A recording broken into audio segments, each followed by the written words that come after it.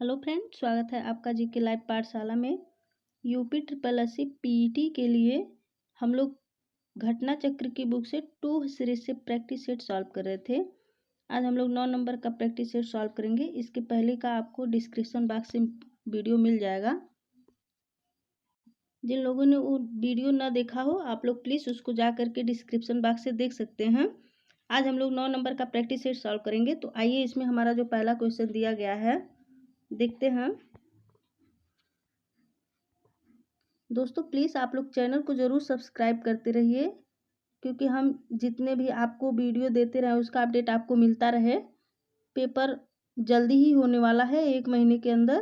तो आइए देखते हैं, हमारा जो पहला क्वेश्चन इसमें दिया गया है वह है, सूची फर्स्ट को सूची सेकंड से सुमेलित कीजिए तथा सूचियों के नीचे दिए गए कूट से सही उत्तर का चयन कीजिए। तो दिया गया है हड़प्पी स्थल और स्थिति। तो जो हड़प्पी स्थल है और उसकी स्थिति है उसके बारे में बताना है। तो आपका जो मांडा होता है, मांडा ये जो है आपका ये जम्मू कश्मीर से है, और दैमावाद जो है ये आपका महाराष्ट्र से है, और कालीबंगा जो है ये आपका राजस्थान से है, और राखी गढ़ी जो है ये आपका हरियाणा से है। तो आपका देखिए तीसरा, चौथा, पहला और दूसरा, तो इस कूट में दिया गया है तीसरा, चौथा, पहला और दूसरा। तो ये जो है आपका ऑप्शन नंबर सी में है, तीसरा, चौथा, पहला और दूसरा। अगला दिया गया है, उपनिषद पुस्तकें हैं। तो उपनिषद जो पुस्तकें हैं वो हैं आपकी दर्शन पर। ऑप्शन नंबर डी सही हो जाएगा। चोलों की राजधानी थी, तो चोलों की राजधानी जो है ये आपका तंजौर थी। ऑप्शन नंबर डी सही हो जाएगा। चौथा दिया गया है, निम्नलिखित में से कौन एक युग में सुमेलित नहीं है। तो इसमें जो है जो युग में सुमेलित नहीं है वह है आपका, दिया गया है दीवाने मुस्तखराज। ये जो है अलाउद्दीन खिलजी की है। दीवाने अमीर कोही ये भी मोहम्मद तुगलक ने किया था। दीवाने खैरात ये भी आपके फिरोज तुगलक हैं। दीवाने रियासत जो है ये बलवन नहीं है, ये आपका सुमेल नहीं है। ऑप्शन नंबर डी सही हो जाएगा। अगला दिया गया है, निम्न यूरोपीय शक्तियों ने भारतीय व्यापार में समय समय पर प्रवेश किया। तो जो समय समय पर प्रवेश किया है उसका जो है आपको लाइन बाय लाइन बताना है, पहले, दूसरे, तीसरे नंबर पे। तो दिया गया है आपका, निम्न कूट से उनके प्रवेश का सही तिथि क्रम निर्धारित कीजिए। देखिए दिया गया है कूट में आपका जो पहला है वो अंग्रेज, डच, फ्रांसीसी, पुर्तगाली। तो इसमें पहले, दूसरे, तीसरे और चौथे नंबर पर कौन आए थे। तो आपका पहले पे आया था पुर्तगाल, और दूसरे पे आया था आपका डच, पहले पे आए थे फिर आपके अंग्रेज, और तीसरे पे आए थे फ्रांसीसी। तो दिया गया है आपका पहला, दूसरा, सॉरी, पहले पे है आपका चौथा, पहले पुर्तगाली आए थे, उसके बाद आपके डच आए थे, उसके बाद अंग्रेज आए थे, उसके बाद फ्रांसीसी आए थे। ऑप्शन नंबर बी सही हो जाएगा। अगला क्वेश्चन दिया गया है इसमें, 1857 के स्वाधीनता संग्राम का प्रतीक था। तो उसका जो प्रतीक था वह था आपका कमल और रोटी। ऑप्शन नंबर ए सही हो जाएगा। अगला क्वेश्चन दिया गया है, सूची फर्स्ट को सूची सेकंड से सुमेलित कीजिए और सूचियों के नीचे दिए हुए कूट का प्रयोग करते हुए सही उत्तर का चयन कीजिए। तो इसमें भी देखिए आपका कूट दिया गया है, और इसमें जो आपका है अभिनव भारत जो है ये आपके वीडी सावरकर हैं, और अनुशीलन समिति के जो हैं ये हैं आपके अरविंद घोष। गदर पार्टी के जो संस्थापक हैं ये हैं आपके लाला लाजपत राय, और स्वराज पार्टी के जो हैं CR दास हैं। तो इसमें जो है पहला, चौथा है, और दूसरा पहले पे है, तीसरा जो है दूसरे पर है, चौथा जो है तीसरे पे है। तो आइए देखते हैं ये किस कूट में है हमारा। तो इसमें जो कूट हमारा जो सही दिया गया है वो है ऑप्शन नंबर डी सही हो जाएगा। अगला क्वेश्चन दिया गया है इसमें, निम्नलिखित में से किसने बंगाल में विभाजन 1905 के विरोध में हुए आंदोलन का नेतृत्व किया था। तो उसका जो नेतृत्व था वो सुरेंद्र नाथ बनर्जी ने किया था। ऑप्शन नंबर ए सही हो जाएगा। अगला क्वेश्चन दिया गया है, अखिल भारतीय हरिजन संघ की स्थापना किसने की थी? तो उसकी जो स्थापना है वो महात्मा गांधी ने की थी। ऑप्शन नंबर ए सही हो जाएगा। अगला क्वेश्चन दिया गया, निम्नलिखित में से किस अधिनियम के द्वारा अंग्रेजों ने भारत में सर्वप्रथम परोक्ष निर्वाचन प्रणाली की शुरुआत की? तो इसकी जो शुरुआत हुई थी 1892 में हुई थी। संसार का सबसे बड़ा द्वीप है, तो संसार का सबसे बड़ा द्वीप आपका ग्रीनलैंड है। ऑप्शन नंबर बी सही हो जाएगा। विश्व की सर्वाधिक लंबी पर्वत श्रृंखला है, तो ये है आपका एंडीज पर्वत श्रृंखला है, जो विश्व की सबसे लंबी पर्वत श्रृंखला है। अगला क्वेश्चन दिया गया है 13 नंबर, ये भी कूट से ही है। दिया गया है, सूची फर्स्ट को सूची सेकंड से सुमेलित कीजिए और सूचियों के नीचे दिए गए कूट का उपयोग करके सही उत्तर चुनिए। तो सूची फर्स्ट और सूची सेकंड जो दिया गया है वह है आपका, पहला जो है उकाई जो है ये गुजरात से है, और पतरातू जो है ये है आपका झारखंड से, पेंच जो है ये मध्य प्रदेश से है, और डाभोल जो है ये महाराष्ट्र से है। तो दूसरा, पहला, चौथा और तीसरा, ऑप्शन नंबर बी सही हो जाएगा इसका। अगला क्वेश्चन दिया गया है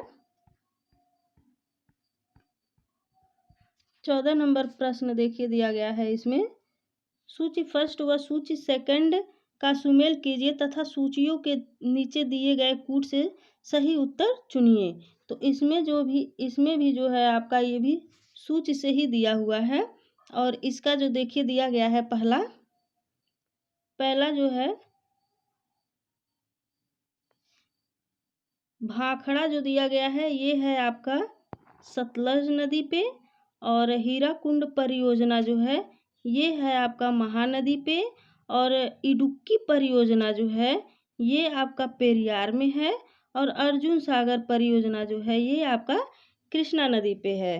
तो देखिए दिया गया है, पहला जो है चौथे पे है, दूसरा तीसरे पर है, तीसरा जो है दूसरे पर है, चौथा जो है पहले पे है। तो ये जो क्वेश्चन है इसका जो सही आंसर होगा वो होगा आपका कूट में देखिए दिया गया है, ऑप्शन नंबर इसका बी सही हो जाएगा। पहला जो है चौथे पे है, दूसरा तीसरे पर है, तीसरा जो है दूसरे पर है, और पहला और चौथा जो है पहले पर है। अगला क्वेश्चन दिया गया है, सूची फर्स्ट को सूची सेकंड के साथ सुमेलित कीजिए तथा नीचे दिए गए कूट से सही उत्तर चुनिए। तो इसमें जो है आपका दिया गया है, देखिए पर्वतीय दर्रा और राज्य पूछा है, तो पर्वतीय दर्रा और राज्य जो है ये है आपका बुमला जो है ये है आपका अरुणाचल प्रदेश में है, बुमला जो है ये आपका अरुणाचल प्रदेश में है, और जलेपला जो है ये है आपका सिक्किम में है, और मुलिंगला जो है ये है आपका उत्तराखंड में है, और सिपकिला जो है दर्रा ये हिमाचल प्रदेश में है। तो इसका जो कूट होगा वो होगा आपका पहले का पहला, दूसरे का तीसरा, तीसरे का चौथा और चौथे का दूसरा। तो इसमें जो कूट में दिया गया है वह है आपका ऑप्शन नंबर इसमें बी सही हो जाएगा। पहला का पहला, दूसरे का तीसरा, तीसरे का चौथा, चौथे का जो है दूसरा। अगला क्वेश्चन दिया गया है 1991 में नई आर्थिक नीति में अपनाई गई मुख्य रणनीति थी। तो उसमें जो मुख्य रणनीति थी वह थी आपकी उपर्युक्त सभी जो है ये थी, उदारीकरण भी थी, निजीकरण भी थी और वैश्वीकरण भी थी। उपर्युक्त सभी जो है आर्थिक नीति में अपनाई गई मुख्य रणनीति थी 1991 में। ऑप्शन नंबर डी सही हो जाएगा। ऑपरेशन फ्लड का संबंध निम्नलिखित में से किससे है? तो ऑपरेशन फ्लड का जो संबंध है वो दुग्ध उत्पादन से है। ऑप्शन नंबर बी सही हो जाएगा। भिलाई स्टील संयंत्र एक उपक्रम है, तो यह जो है आपका सार्वजनिक उपक्रम है। ऑप्शन नंबर ए सही हो जाएगा। मेक इन इंडिया कार्यक्रम का लोगो है, तो इसका जो लोगो है वह है आपका शेर। ऑप्शन नंबर ए सही हो जाएगा। अबीद हुसैन समिति का संबंध था, तो अबीद हुसैन समिति का जो संबंध था वो लघु उद्योग से था। ऑप्शन नंबर बी सही हो जाएगा। अगला क्वेश्चन दिया गया है 21 नंबर क्वेश्चन, ग्राम पंचायत के निर्वाचित प्रतिनिधियों का कार्यकाल कितना होता है? तो इसमें जो है इनकी प्रतिनिधियों का जो कार्यकाल होता है वो 5 वर्ष का होता है। ऑप्शन नंबर बी सही हो जाएगा। वर्ष 2000 में निम्न में से किस राज्य का गठन नहीं हुआ था? तो जो गठन नहीं हुआ था वो था आपका तेलंगाना। ऑप्शन नंबर सी सही हो जाएगा।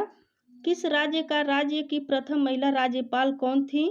तो किसी भारतीय राज्य की जो प्रथम महिला राज्यपाल थी वो थी आपकी Sarojini Naidu. Option number D सही हो जाएगा। राष्ट्रपति पद में रिक्त की स्थिति में उपराष्ट्रपति अधिकतम कितनी अवधि के लिए राष्ट्रपति के तौर पर कार्य कर सकता है? तो ये आपका कर सकता है 6 महीने तक। ऑप्शन नंबर बी सही हो जाएगा। निम्नलिखित में से क्या भारत के संविधान की विशेषता नहीं है? तो जो भारत संविधान की विशेषता नहीं है, एकात्मक प्रणाली जो है ये भारत संविधान की विशेषता नहीं है। अगला दिया गया है, ध्वनि निम्नलिखित में से किस माध्यम से तीव्रता से गुजरती है? तो यह गुजरती है आपका ठोस में। ऑप्शन नंबर बी सही हो जाएगा। अगला क्वेश्चन दिया गया है, इमली में मौजूद अम्ल का नाम बताइए। तो इमली में जो मौजूद अम्ल है वो है आपका टार्टरिक अम्ल। ऑप्शन नंबर बी सही हो जाएगा। अगला क्वेश्चन दिया गया है, नमक का रासायनिक नाम क्या है? तो नमक का जो रासायनिक नाम है वह है आपका सोडियम क्लोराइड होता है। ऑप्शन नंबर डी सही हो जाएगा। अगला दिया गया है इसमें, निम्नलिखित में से किस विटामिन को रेटिनॉल भी कहा जाता है? तो रेटिनॉल आपका विटामिन ए को कहा जाता है।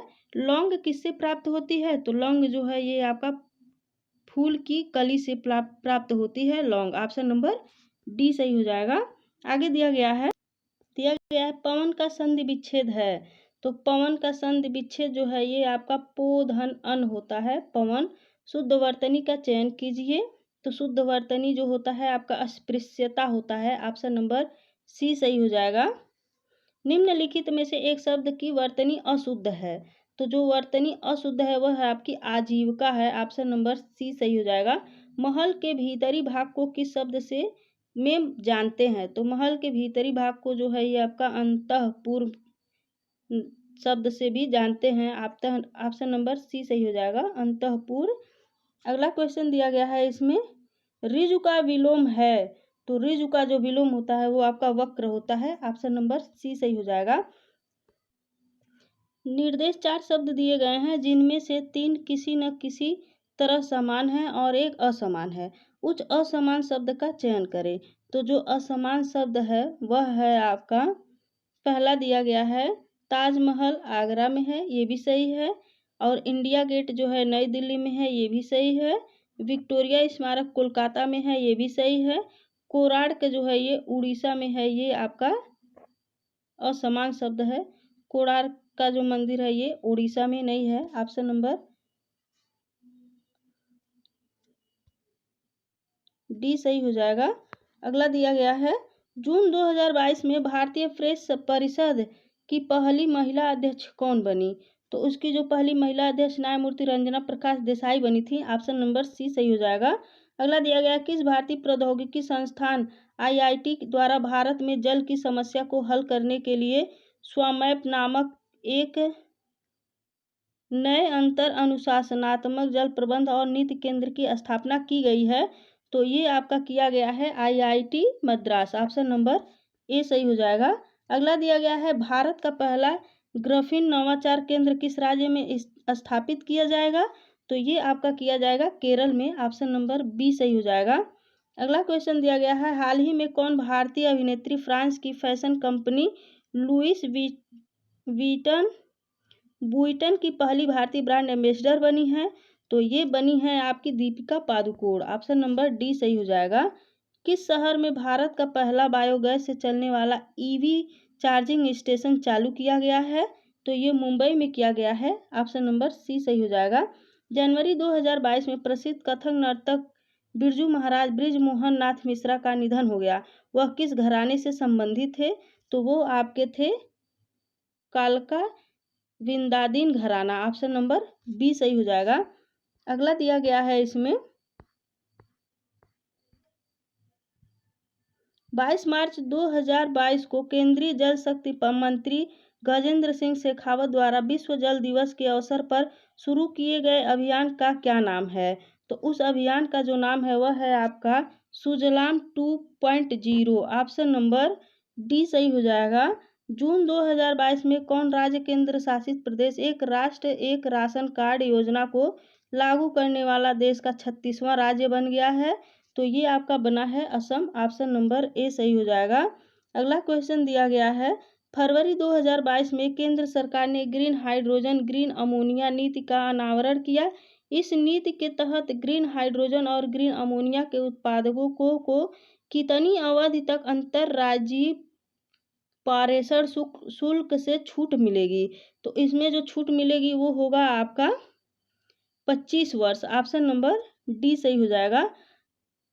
अगला क्वेश्चन दिया गया है, मई 2022 में किस भारतीय पत्रकार को मरणोपरांत पुलित्जर पुरस्कार 2022 प्रदान करने की घोषणा की गई है? तो ये है आपका Danish Siddiqui. Option number B सही हो जाएगा। अगला क्वेश्चन दिया गया है इसमें, लासोर उत्सव किस जनजाति के लोगों द्वारा मनाया जाता है? तो ये आपका मोनपा जनजाति के द्वारा जो है लोसार उत्सव मनाया जाता है। ऑप्शन नंबर डी सही हो जाएगा। लखनऊ की राजधानी है, तो लखनऊ की राजधानी उत्तर प्रदेश है। ऑप्शन नंबर बी सही हो जाएगा। निम्नलिखित में से एमनेस्टी इंटरनेशनल किससे संबंधित है? तो ये आपका मानवाधिकार से संबंधित है, amnesty international. Option number A सही हो जाएगा।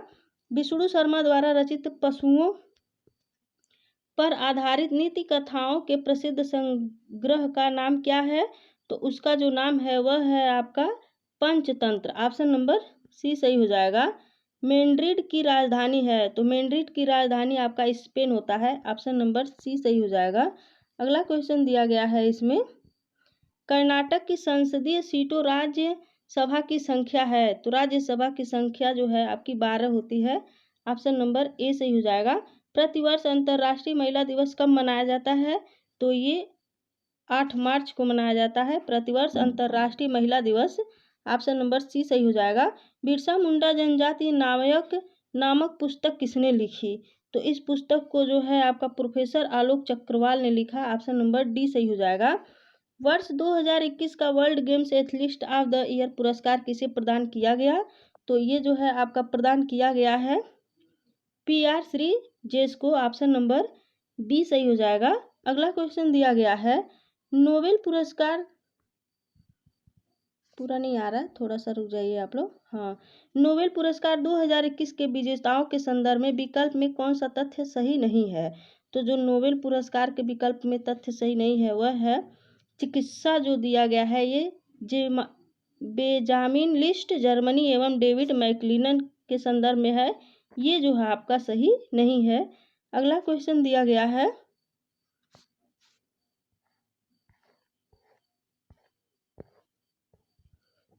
है, आपका लेखिका के अनुसार अपनी बात कहने के संदर्भ में सबसे महत्वपूर्ण क्या है? सॉरी, इसका कोई पैराग्राफ होगा 71 नंबर क्वेश्चन का। देखिए दिया गया है इसमें 71 नंबर क्वेश्चन में दिया गया है, गद्यांश है, इसको आप लोग पूछ करके जरूर पढ़ लीजिएगा। कुछ कहा जा रहा हो उससे कहीं महत्वपूर्ण होता है अपनी बात कहने का तरीका। आप कितनी ही जरूरी बात क्यों न कहें, अगर आपकी बात कोई सुने नहीं, महसूस ही न करे तो उसे कहने का फायदा ही क्या?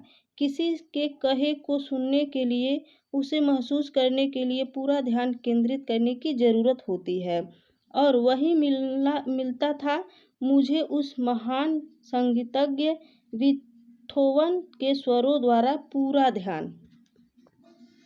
आप पूछ सकते हैं कि आवाजाही और बातचीत के शोर से भरे किसी कमरे के दूसरे छोर पर बैठा कोई बच्चा उन 8 कोमल स्वरों को भला कैसे सुनता होगा? इस सवाल का जवाब तो कोई भी शिक्षक दे सकता है। ये स्वर सुन तो वे बच्चे ही पाते थे जो पियानो के बिल्कुल पास खड़े हो, और तब उनका स्पर्श दूसरों को आगाह करता था, पर कुछ ही क्षणों में तेजी से फैलती वह खामोशी है, आगे दिया गया है, बोलने लगती थी, और जब तक आखिरी स्वर की गूंज खत्म होती सभी बच्चे शांत हो चुके होते थे। वे खामोशियां, वे सन्नाटे याद रहेंगे मुझे, साथ क्या उसके भी कई कई सालों बाद भी। तो इस पे आइए देखते हैं इस पैराग्राफ पे जो क्वेश्चन दिया गया है। दिया गया है, लेखिका के अनुसार अपनी बात कहने के संदर्भ में सबसे महत्वपूर्ण क्या है? तो उसके अनुसार जो सबसे महत्वपूर्ण है बात कहने का तरीका। ऑप्शन नंबर डी सही हो जाएगा। अगला क्वेश्चन दिया गया है, संवाद तभी सार्थक होता है जब जो है कहने सुनने वाले सक्रिय हों। ऑप्शन नंबर डी सही हो जाएगा। खामोशी ही बोलने लगती है, ये अभिप्राय है। तो ये अभिप्राय जो है आपका, जब कुछ बच्चे धीरे धीरे बोलना बंद कर देते हैं तो बाकी बच्चों पता चल जाता है कि उन्हें भी शांत होना है। ऑप्शन नंबर सी सही हो जाएगा।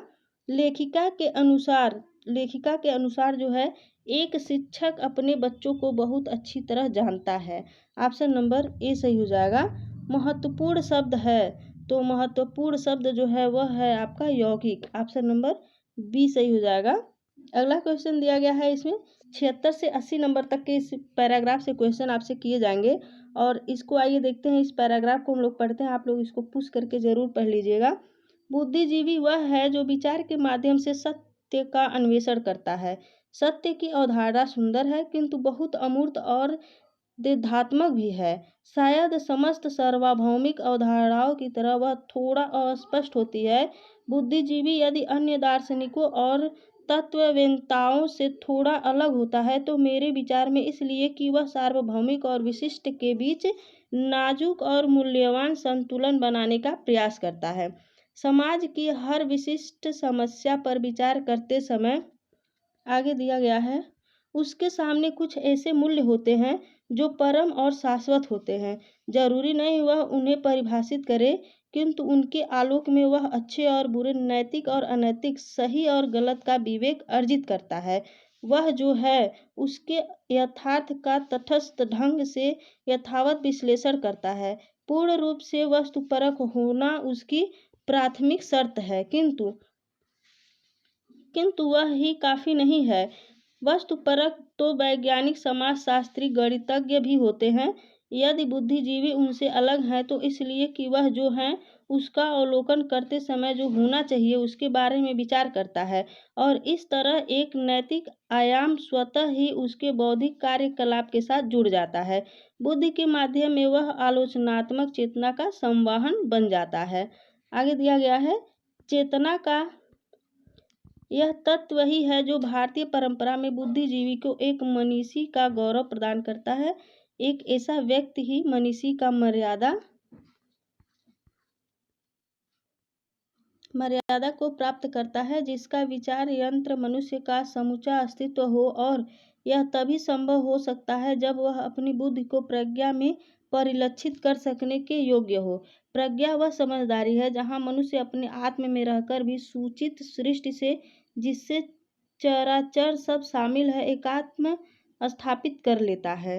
इस पे जो क्वेश्चन दिया गया है वह है आपका,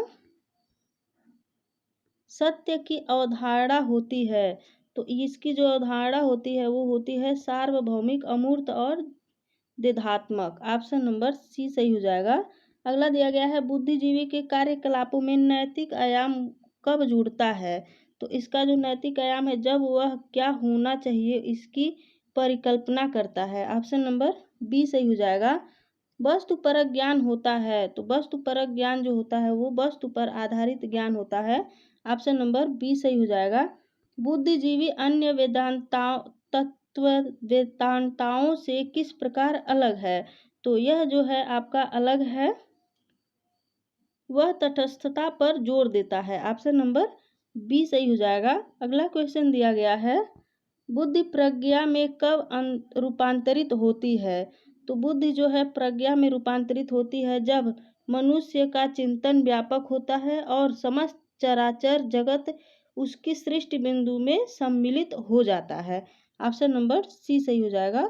तो दोस्तों ये रहा हमारा आज का 9वें नंबर का प्रैक्टिस सेट। वीडियो अगर आपको अच्छी लगी हो तो प्लीज़ चैनल को सब्सक्राइब करिए, वीडियो को लाइक ज़रूर करिए। धन्यवाद।